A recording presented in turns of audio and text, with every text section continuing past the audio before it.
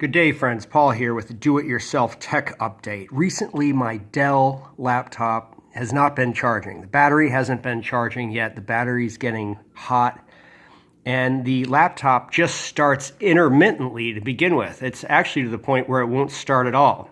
Well, sure enough, after removing this extremely rugged plastic and plastic potting around these wires with some, I've revealed that one of the connectors there, I believe the live lead, which is white on the outer edge, was completely ripped off, stripping away some extra wire to complete this project. So that's what I'm gonna do next, is solder these up.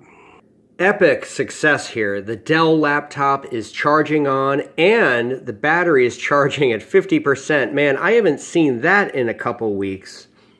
Undertaking this project, I was apprehensive as I've never worked with 120 volt mains AC electricity before, and you don't want to mess with mains electricity that plugs into the wall if you don't know what you're doing. But I knew where the wires need to get soldered.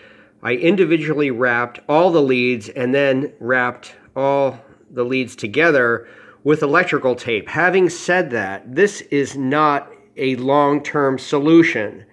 So don't try this at home unless you know what you're doing.